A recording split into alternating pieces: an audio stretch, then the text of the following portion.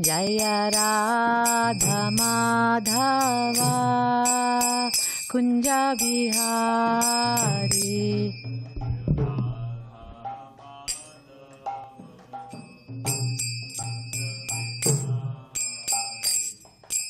Gopi Janna Vallabha Girivaradhari.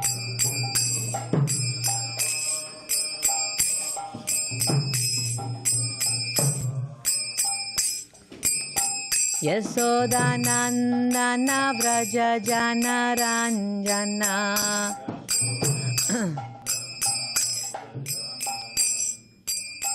Yasodanandana Vraja Jana Ranjana.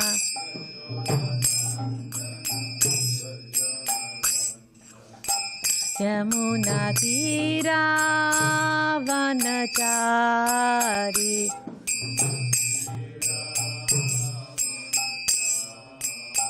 Yamuna Tira Vanachari.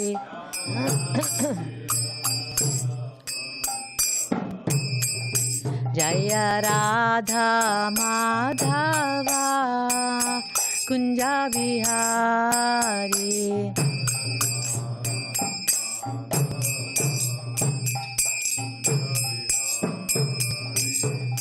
Gopi Janna Vallabha Girivaradhari. Gopi Janna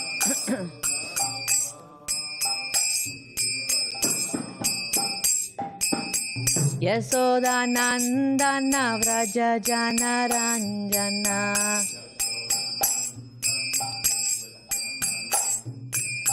Yasodanandana Vraja Jana Ranjana.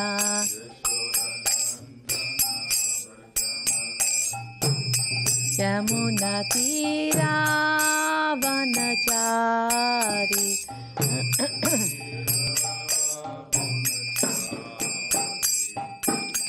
Hare Krishna, Hare Krishna, Krishna Krishna, Hare Hare, Hare Rama, Hare Rama, Rama Rama, Hare Hare.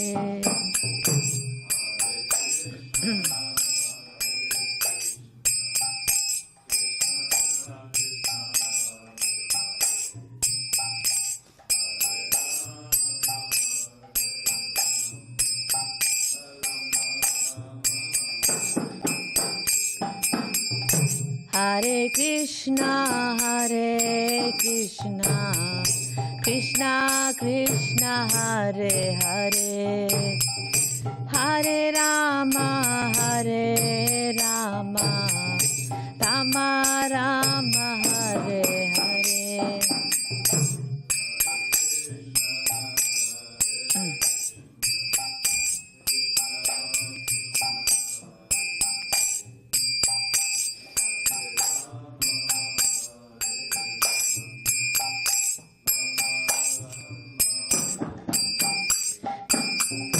Jaya Jaya Prabhupada, Prabhupada, Prabhupada, Jaya Jaya Prabhupada.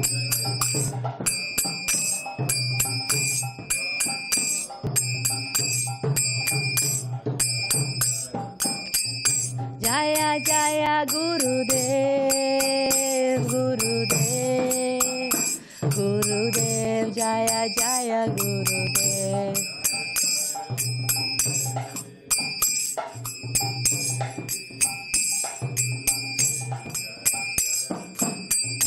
Nitai Gaura Hari Bol, Hari Bol, Hari Bol, Nitai Gaura Hari Bol.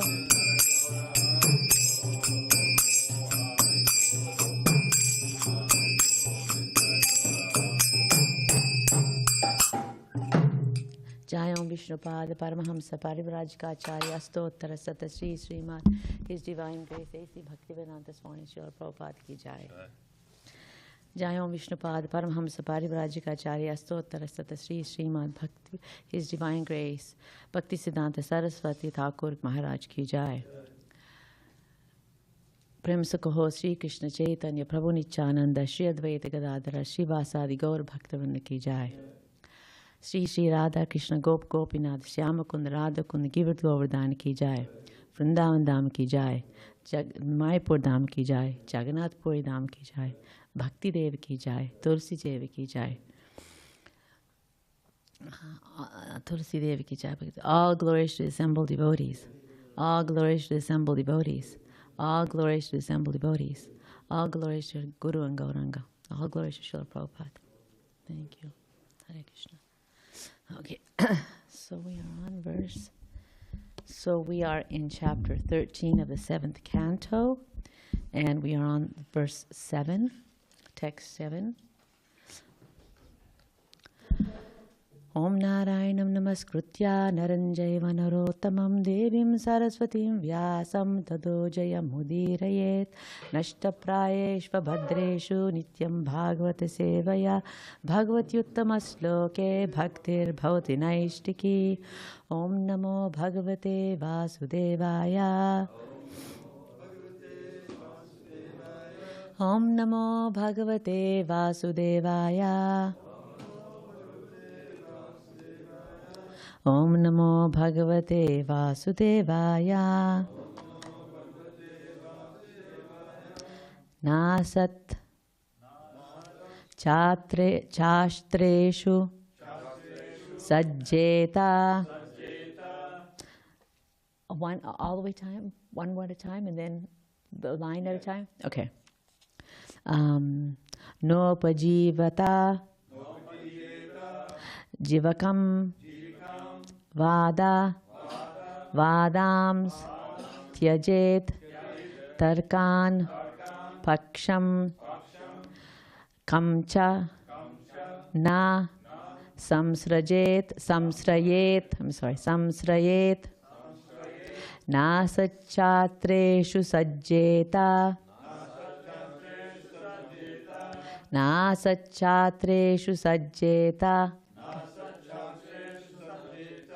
Nopajiveta Jivikam Vadavadams Tyajet Tarkan Paksham Kamcha Nasamsrayet Nasachatreshu Sajjeta Nopajiveta Jivikam Vadavadams Tyajet Tarkan Paksham Kamcha Nasamsrayet Nasachatreshu Sajjeta Nopajiveta Jivikam Vadavadams Tyajet Tarkan Paksham Kamcha Nasamsrayet Nasachatreshu Sajjeta Nopajiveta Jivikam Vadavadams Tyajet Tarkan Paksham Kamcha Nasamsrayet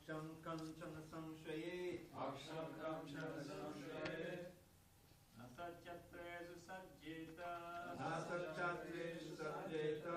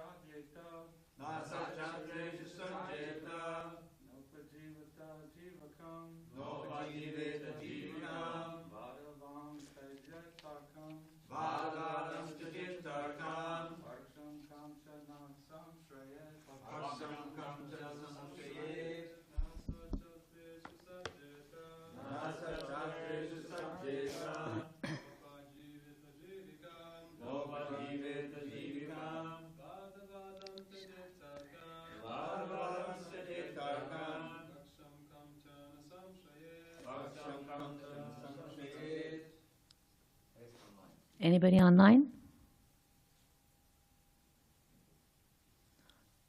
Okay. Na, not. Asat shastreshu, literature like newspapers, novels, dramas, and fiction. Sajjeta, one should be attached or should indulge in reading. Na, nor. Upajiveta, one should try to live. Jivikam, upon some professional literary career. Vadavadan, unnecessary arguments on different subjects, different aspects of philosophy. Tyajet, one should give up. Tarkan, arguments and counter-arguments. Paksham, faction. Kamcha, any. Na, not. Samshrayet, should take shelter of.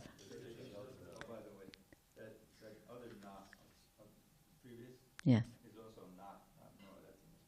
Oh, na, no, okay. Okay, the first na is not, but it should be no, is what you're saying. No, the first na is not nor. It says nor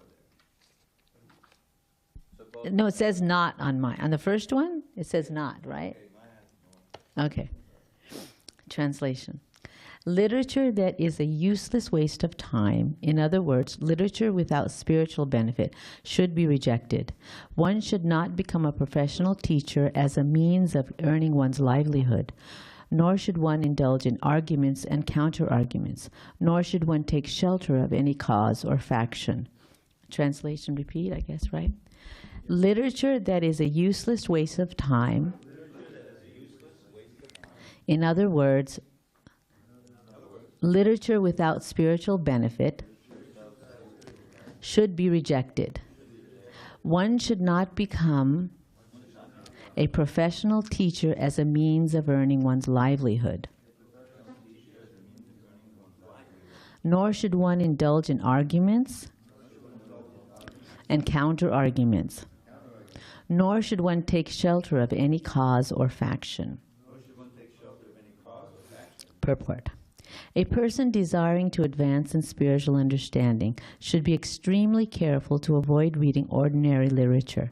The world is full of ordinary literature that creates unnecessary agitation in the mind. Such literature, including newspapers, dramas, novels, and magazines, is factually not meant for advancement in spiritual knowledge. Indeed, it has been described as a place of enjoyment for crows. Tadvayanam tirtham. Tadvayasam tirtham. Anyone advancing in spiritual knowledge must reject such literature. Furthermore, one should not concern oneself with the conclusions of various logicians or philosophers. Of course, those who preach sometimes need to argue with the contentions of opponents, but as much as possible one should avoid an argumentative attitude. In this connection, Srila Madhvacharya says, Aprayojana paksham na samstrayet, na prayojana pakshishyan, navrutha shishya bandhe krut, bandhakrut, na chodashina shastrani, navruddhani chabhyaset, na vyakya yopajiveta, na nisiddhan samacharet, evam bhuto yatiryati, tad eka sharano harim. Translation. There is no need to take shelter of unnecessary literature or concern oneself with many so-called philosophers and thinkers who are useless for spiritual advancement. Nor should one accept a disciple for the sake of fashion or popularity. One should be callous in these so-called shastras, neither opposing nor favoring them, and one should not earn one's livelihood by taking money for explaining shastra. A sannyasi must always be neutral and seek the means to advance in spiritual life, taking full shelter under the lotus feet of the Lord. Homajnanatimirandasya Jnananjanasalakaya Chakshurunmilitam Yena Tasmai Sri Gurave Namaha. Namo Vishnupadaya Krishna Prasthaya Bhutale Srimati Bhaktivedanta Swami Niti Namane Namaste Saraswati Deve Gauravani Pracharane Nirvisesha Sunyavadi Paschitadeshtarane. Jai Shri Krishna Chaitanya Prabhu Nityananda Shri Advaita Gadadhar Shivasadi Gaura Bhaktavinda. Mukam karoti vachalam pangum langayate girim yat kripatamaham vande Shri Gurum Dinataranam Paramananda Madhvam Shri Chaitanya Ishwaram Hari Om Tat Sat. So, before we actually attack this verse, or let's read this verse, we'll read the translation one more time. Well, let me do this first. So, I don't know about all you all, but for me, the Bhagavatam is very confusing. It is very vast, and I get lost. I get lost in like, okay, where am I, what's happening, and what's going on? So I periodically like to review where I am, what's happening now. Like I said, so many stories within stories. And so how did we get here? Like, can somebody can answer me this question, if anybody recalls, what triggered this discussion? Does anybody remember what triggered this discussion? It's a discussion between Yudhishthira Maharaj and Narada Muni, which was triggered, right? Right. Okay, that was the way back then. But right after that, you're right. Yes, I was going to get to that one next. But after that, what? I guess we can start from there. So originally, we're talking about partiality. Why is the Lord favoring the demigods and all this stuff? This seems like he is not impartial. He shows favoritism. So then, Sukadeva Goswami tells the story of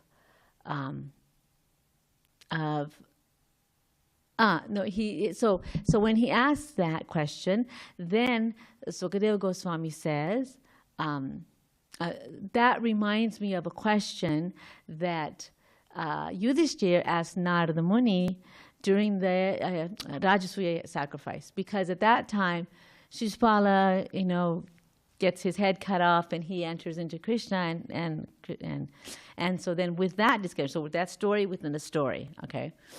So then he tells the story he starts telling how he's not partial, how actually whether you are killed by the Lord or you're in a loving relationship with the Lord, you still attain the Lord. So it's not, the Lord approaches you in the way you approach him. So he reciprocates according to your desire. So how can that be partiality? You ask for it and he, being the super soul within, gives you what you want. His ultimate goal is what though? Is it really to satisfy your desires, or what is his ultimate goal? Krishna's ultimate goal? Yes. To bring you back to God. Right, to bring you back to Godhead. That's his ultimate goal, right? To bring you back to Godhead. So in any way that he can, he's going to try and get you there. So he's talking about all these different pastimes. Okay, then he says, he talks about when he says, no, he doesn't show partiality, and then he tells the story of Hiranyakasipu. And then he tells that whole story and explains how similarly he was in a mood of enmity also with the Lord. Of course, there's a whole backstory to that, but we won't go into that right now. But anyway, so he says, see, even he was ultimately able to attain liberation after he had some more births, right? He had two other births that he needed, another birth that he took as Dantavakra and not after that, Ramachandra, Ravana and Kumbhakarna, yes, as Ravana and Kumbhakarna. So okay, that all happened. So then he says then he tells the story of Prahlad, okay, and we hear the whole story of Prahlad. And then he asks another question. Okay, so then another question comes up that Yudhishthira Maharaj asks. So the question he asks at this time is, he says, now you have, told me the story of Prahlad, and I have that. But now explain to me about Varnashrama. So the Varna and Varna system, which is the way society is arranged. And then they also ask about how the ashramas, right, the different brahmachari, grihastha, vanaprastha, and sannyasi, how that all works out. So all this is being explained. So if you look at the chapters, we're talking about, after Prabhupada, we're talking about the perfect society, 4 social classes, then we're talking about the 4 spiritual classes, and then we talk about the perfect person. So it's a gradual explanation of this process. Now, why is this important? Why is this important here? Why is this important now? So we understand that there are different subject matters of the Bhagavatam, right? And I do not remember that verse, but I will read it, right? Atra sarga visargascha sthanam poshnam utayaha manvantaresha katha nirodha muktir ashraya, and that's the last one, muktir ashraya. Muktir ashrayaha. So what is it talking about? It's talking about these 10 different subject matters, right? Sarga, which is primary creation, visarga, secondary creation. Sthanam is the position of everything, the planetary system. Porshanam is protection. And then utayaha is inclination to act. So this canto, the 7th canto, talks about activities, talks about action. So we understand, as living entities, can we just do nothing? Is that possible, just to do nothing? We can't, right? We always have to act. And what is the innate nature of a living entity? What do we need to do? Serve, right?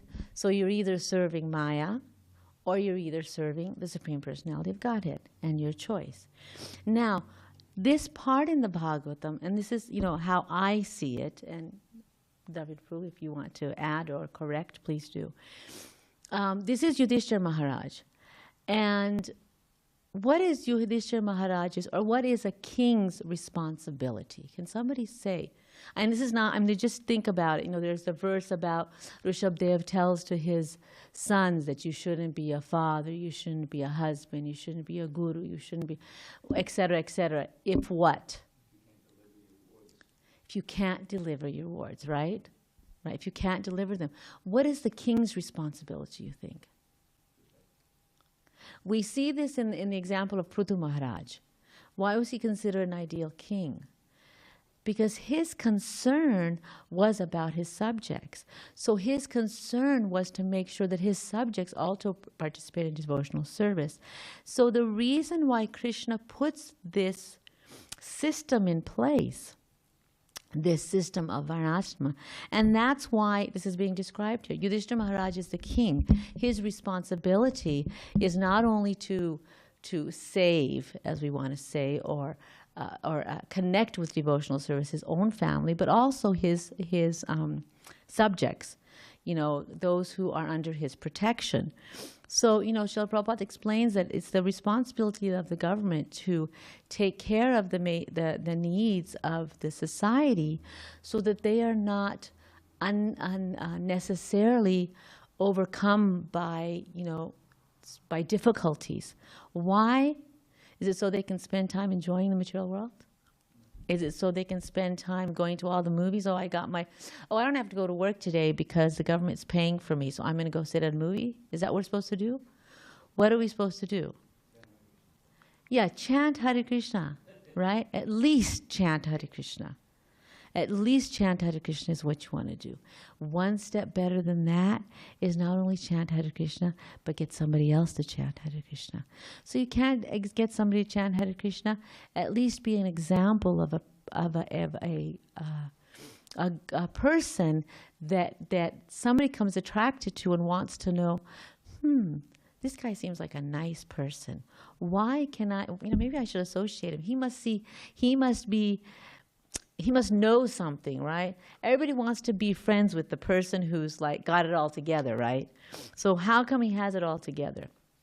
One other verse I want to refer back to And this is again in chapter 11. And this is where it kicks off this particular description of, is it 11? I think it's 8, 9, 10.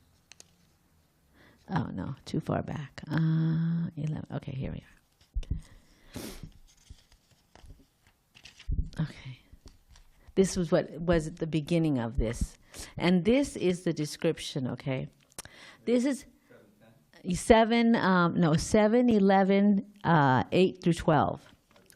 So this is a description of a human being. Okay, that's what he says in here.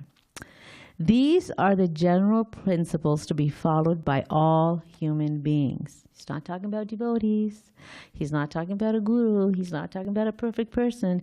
He's talking about a person who says he's a human being.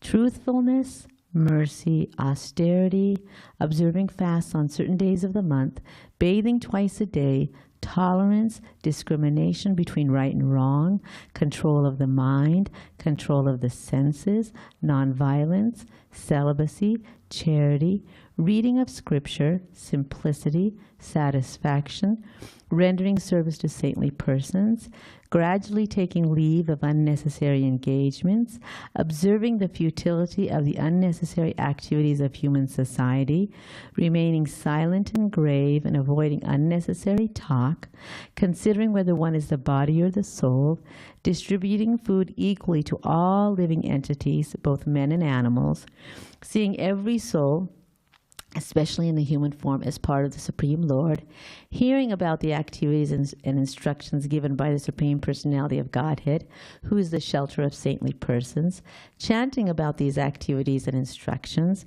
always remembering these activities and instructions, trying to render service, performing worship, offering obeisances, becoming a servant, becoming a friend, and surrendering one's whole life. O King Yudhishthira, these 30 qualifications must be acquired in the human form of life. Simply by acquiring these qualifications, one can satisfy the Supreme Personality of Godhead. So this is the reason for the Varnashrama system. This is the reason why Narada Muni is telling Yudhishthira Maharaj this. This is your responsibility as a king. So if you notice this progression of these qualities, I mean, these are just qualities that we generally, even as a modern society, I mean, I'm a teacher. What do we teach our kids? First thing we teach a kid, tell the truth, right? Tell the truth. Next thing, the golden rule, treat people like you want to be treated. So these are general things that just as being a human being, just as considering ourselves to be above the animal kingdom, okay, then this is what we need to be cultivating. And this is why this whole process is set out. Now, we may think, you know, all this sannyasa, this vanaprastha, this whole, I mean, this is not practical in this, you know, in this, this is not practical. This does not pertain to me. And that's where the importance of a guru comes in. Because the guru, now we have to understand, is this Srimad Bhagavatam, was the Srimad Bhagavatam just written recently, and was it just for us? No. It's not right now, right? It's been for, so this is Yudhishthira Maharaj, okay? This is many yugas ago. Right? So according to time, place, and circumstance, these things are appropriate to that society. It is the responsibility of a guru, and that's the importance of a guru, because the spiritual master can, according to time, place, and circumstance, can put these principles in practice, and those things that are appropriate to us, those things that they put in place.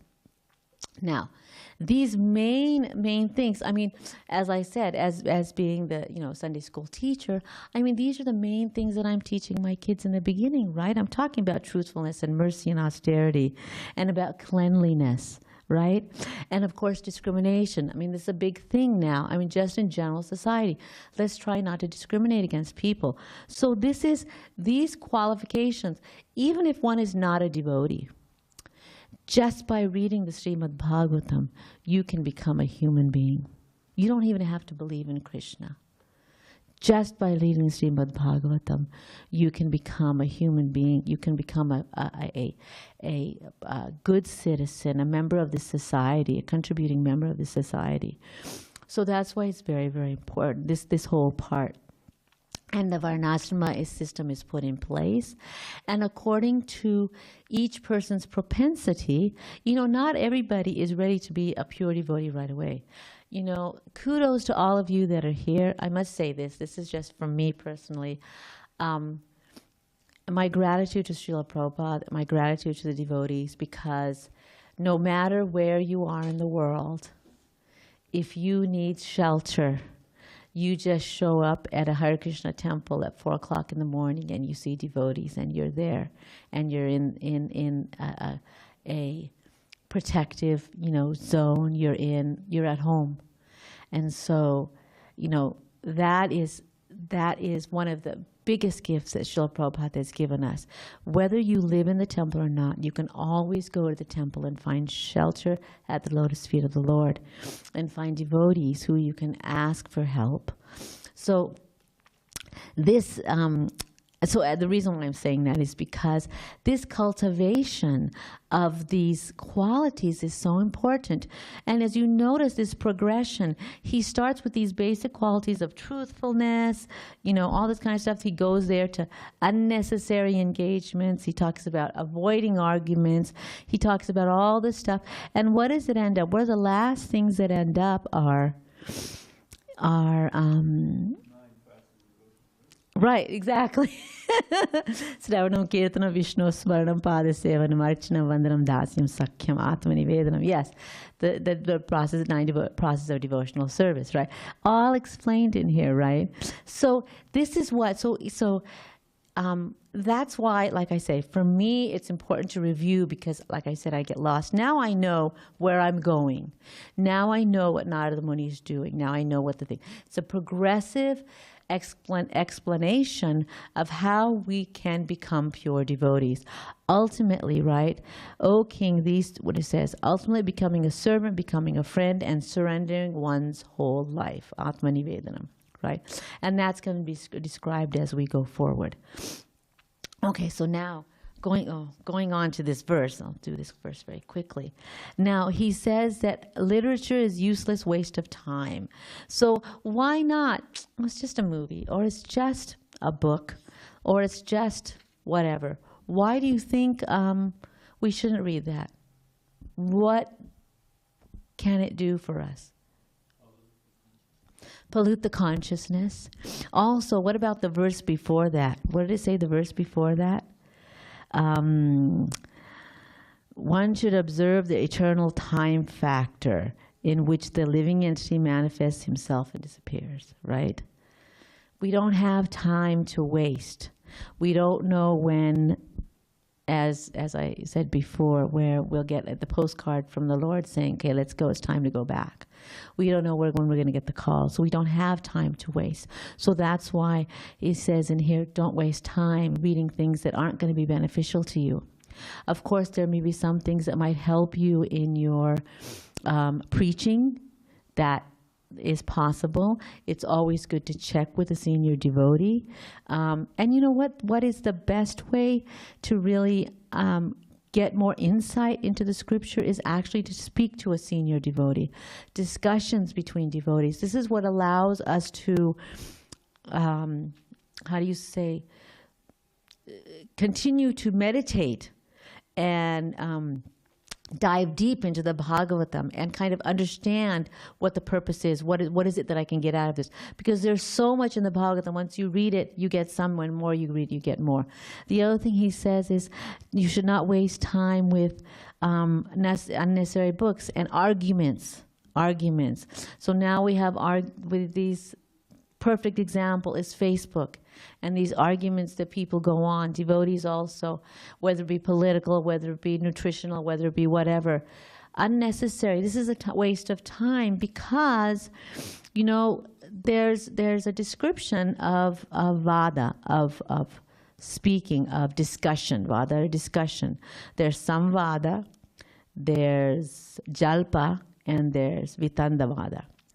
So vada is vadas of discussion. Samvada, which is good discussion about the Lord, about scripture, about respectful discussion. You may have a disagreement with somebody, you may have a point on Sastra, but respectful discussion is important. And then if you have jalpa is just argument for the sake of argument, which is sometimes what happens on Facebook. You're just arguing. And then there's vitandavada. Vitandavada means arguing for the sake of just proving your point and bringing somebody else down. So what's coming in here? This is ego. And then what happens when we start having these kinds of discussions and we're, back and forth on Facebook? Couple of things. Number one, we commit aparada, we commit offenses against devotees, again, offenses against the holy name, and ultimately offenses against Srila Prabhupada, because if you're offending a devotee, you're also offending Srila Prabhupada because he's his disciple. So these are things we need to avoid. Is this going to help us on our devotional service, do you think? No, right, not going to help us on our devotional service. And also, it's a waste of time. It's not helping you on your devotional service. So again, 8:30, yeah? I didn't realize I was going.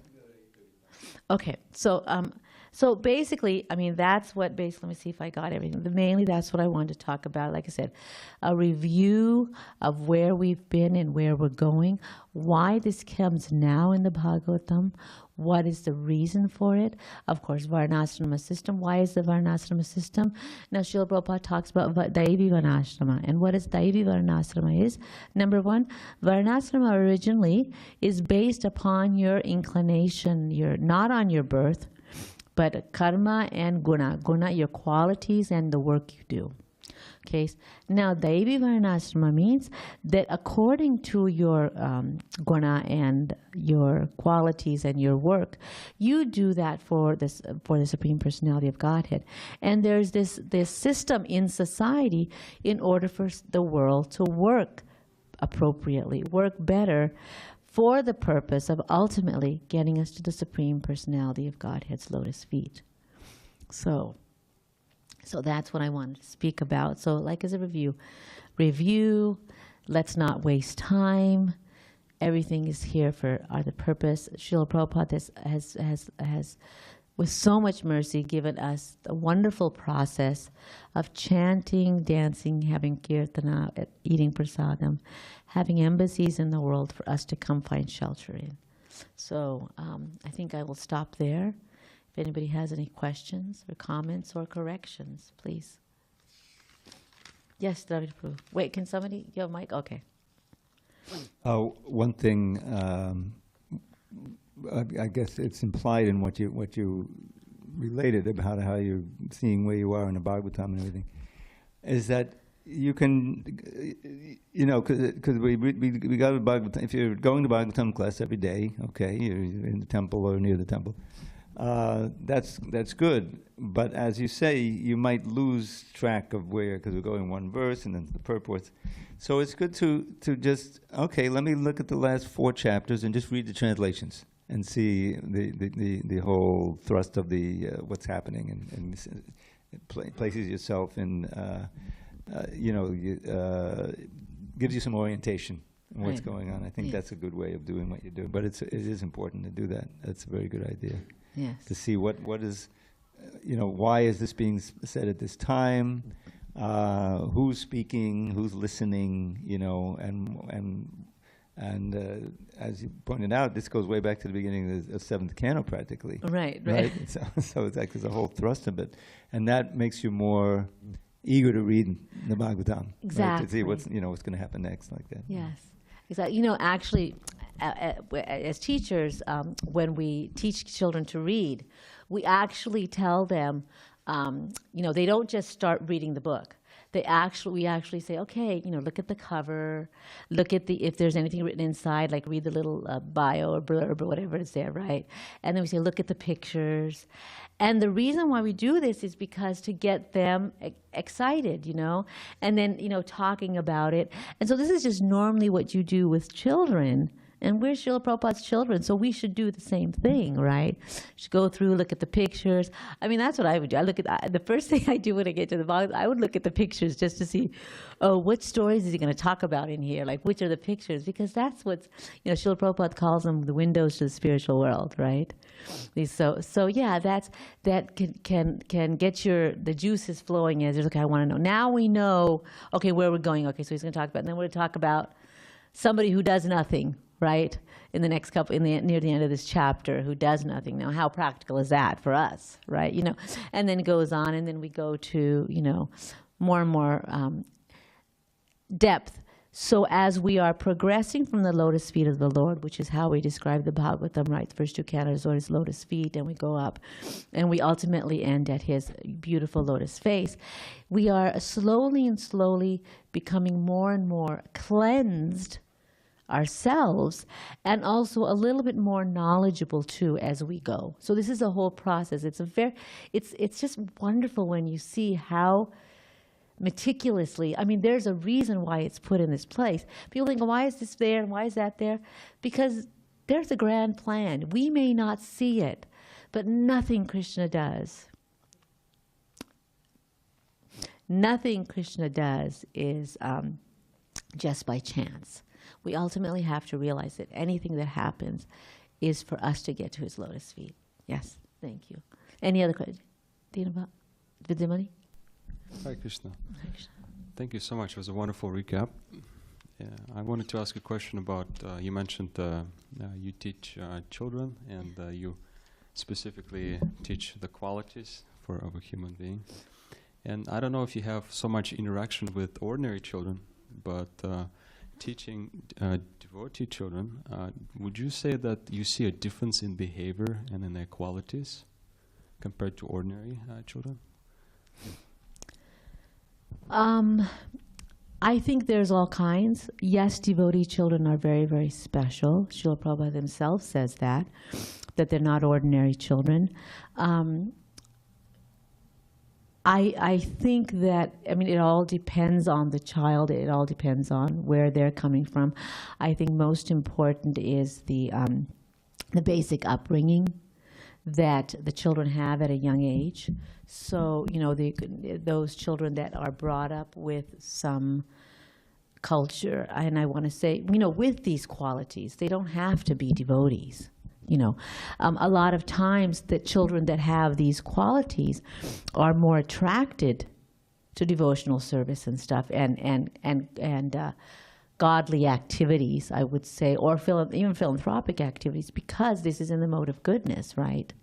So definitely there, and in my experience with the kids that I have, yes, they ask questions that's the biggest thing that I've noticed, that between the children, between devotee children and other children, is that they ask questions that are more pertaining to like deep questions, you know what I mean, having to do with, why does that person have to hurt me, or different things, but real deep questions, why are we here questions. What did somebody ask the other day? Let me think. What are the questions? Let me think about it, and I'm trying to remember, because with Srimad Bhagavatam Keshav Maharaj, they asked different questions. Why does Krishna not appear to us? Why doesn't Krishna not appear to us even though we are performing devotional service? I mean, these are questions that Krishna kids ask, obviously. Or even questions like, why do bad things happen to good people? So kids who are very intuitive and who see these things would ask those questions. So I don't know if it's just devotee children, but those children who are brought up with those qualities, these qualities of truthfulness, and many times we as devotee parents try to inculcate those in our children, if that answers your question. Yeah. Yes, Virabahu. Thank you so much for the class. I have a question about this waste of time. That I speak not about me, but for preaching, for when we preach for grihastas, how to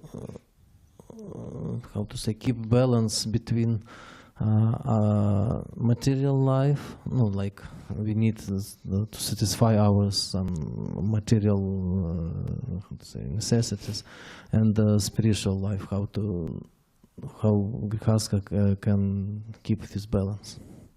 So are you speaking about people outside or devotee families or? I think, okay, so again, it depends. Now, it depends on who you're speaking to. Now, obviously, when you're speaking to somebody who's just coming, newly to Krishna consciousness, you don't want to dump on them all these things. We shouldn't be watching TV, you should waste time. That will immediately turn them away. So I think that for those kind of people, it's more important to just get them started with, oh, you should read some good book. I've got a good book for you to read. It really will open your eyes. It's kind of a form of meditation, especially when you're doing book distribution. We've got so many books that, even Srila Prabhupada's little books, right? Science of Self-Realization. Those kinds of things can start somebody who is just beginning in Krishna consciousness. So I think for those kinds of people, we meet them where they are.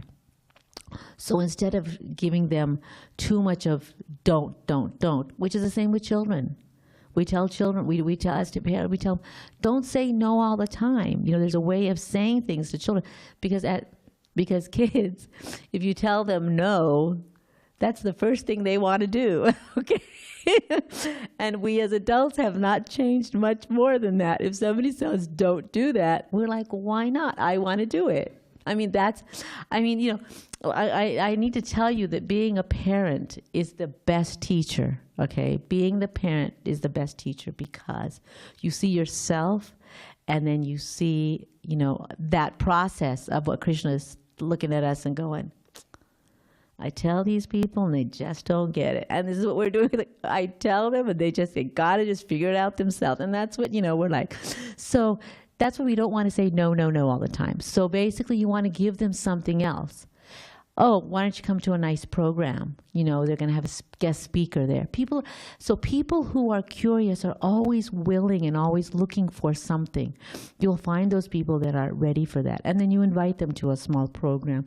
When a guest speaker is coming, you give them a good book. You tell them, oh, you should chant this mantra. It'll give you some peace. Everybody's into mantra chanting now, right? Oh, this is a really special mantra. You should chant this mantra. So these kinds of things you want to give those kind of people. Now, as far as grihastas, I am a grihasta. So I think as grihastas, and I will tell you, for me, how do I find a balance? And my balance is staying connected. So it's only when I have service to the devotees and the temple and that I can utilize my time properly. Krishna knows very well that I have a monkey mind. He knows very well that I get distracted. I get very distracted.